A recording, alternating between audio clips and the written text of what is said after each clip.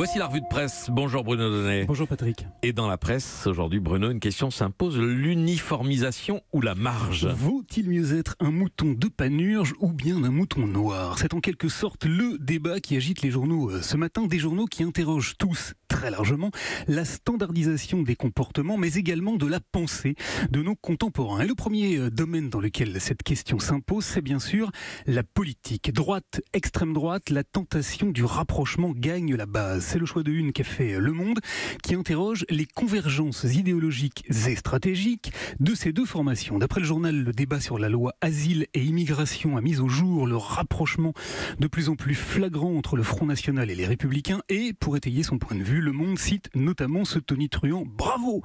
lancé par Marine Le Pen en pleine Assemblée nationale à un Éric Ciotti qui venait de rappeler les origines étrangères de l'auteur de l'attentat de Nice. De moins en moins de différences à droite donc, mais pas davantage à gauche. C'est en tout cas le point de vue que développe l'Humanité qui, sous la plume très affûtée de Grégory Marin, évoque la porosité sémantique entre le Front National et tous les autres partis, y compris les plus à gauche. Car sous le titre « Ces mots de l'extrême droite qui contaminent le débat public », le journal communiste ne manque pas de souligner que même Jean-Luc Mélenchon, oui Mélenchon, vous m'avez bien entendu, puise désormais très allègrement dans la rhétorique frontiste, par exemple lorsqu'il parle de la caste médiatique. Et si l'uniformisation menace la politique, Bruno, c'est à cause d'un responsable dont les journaux ont tous le nom sur le bout de la langue. Et si l'on en croit nos journaux, Patrick, le responsable, c'est Emmanuel Macron. C'est le postulat que défend Michel Vivorca. Sur le site de l'Express, le sociologue qui estime que l'arrivée aux affaires de Macron marque la fabrication d'un très large espace au centre où s'exerce un pouvoir nécessairement prudent, nous dit-il, un espace en dehors duquel toute forme d'opposition apparaît donc comme de la radicalité. Dans Ouest France, Thierry Richard dit sensiblement la même chose, qui pointe les forces et les faiblesses du macronisme, tandis que dans la revue Esprit, Diane Delorence met carrément les pieds dans le plat et nous donne à voir entre les lignes une formation politique finalement extrêmement classique, ce qui l'a conduit à poser cette très intéressante question: dans quelle mesure En Marche est-il capable d'incarner un renouveau politique où l'on comprend que lorsque vous parlez comme tout le monde et que tout le monde parle comme vous devenez inaudible. Et dans la presse, Bruno, on trouve aussi un homme qui, à force de trop vouloir embrasser les points de vue d'Emmanuel Macron, est devenu paria du syndicat dont il est pourtant le leader. Lui est en marge à cause d'En Marche.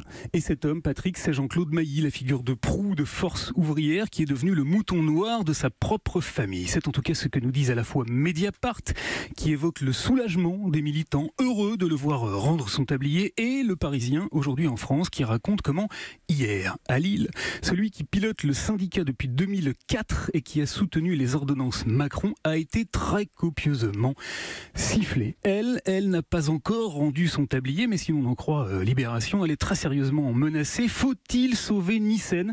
C'est le titre qu'affiche Pleine Une, le journal, qui nous apprend que l'iconoclaste ministre de la Culture est devenu un problème pour l'exécutif qui s'est lassé de ses manières singulières et surtout de ses boulettes, écrit Jérôme Lefiliade, tandis que dans son édito, Laurent Geoffrin enfonce d'un coup sec les clous du cercueil. Entre guillemets, je le cite, un politique maladroit dans ses discours, c'est comme un joueur de rugby qui serait gêné par la forme ovale du ballon.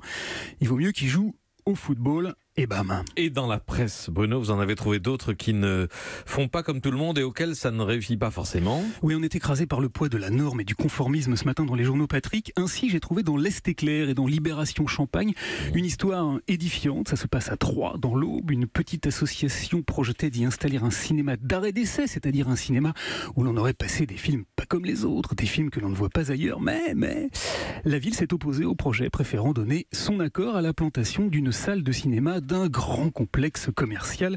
Les originaux repasseront pas mieux du côté de Notre-Dame-des-Landes. Le Figaro nous raconte comment la vingtaine de dossiers de projets artisanaux que les zadistes ont déposés en préfecture ont, avant même d'être lus, été d'ores et déjà jugés irrecevables. Alors, devant cet afflux de marginaux en peine, je vous ai tout de même trouvé un garçon à qui la singularité a réussi, c'est le chanteur Eddie De Pretto qui dit dans l'Humanité que le sentiment de marge lui a donné la niaque. De Pretto qui, c'est cocasse, rencontre le succès en feignant de chanter quoi? Sa norme. Je suis complètement normal, complètement banal, je suis complètement normal, je suis tellement malade. Voilà, enfin pour terminer, si vous vous intéressez au comportement moutonnier, eh bien vous serez heureux d'apprendre que toute la presse revient comme un seul homme sur la naissance du Royal Baby. Toute la presse, même Ça m'intéresse, qui consacre un papier. Curieux, hein, on aurait très bien pu voir ça aussi dans la catégorie Ça m'intéresse pas. Et puis, comment ne pas terminer, Patrick, avec la fusion la plus singulière du jour, l'alliance Florian Philippot-Geneviève de Fontenay. Vous la trouverez racontée sur le site du Point, où l'on comprend qu'accepter de porter le chapeau ne dispense pas de se faire bouffer la laine sur le dos. Bonne journée. Très bien, très bon précède. Merci à vous Bruno Donnet, bonne journée à vous. Europe.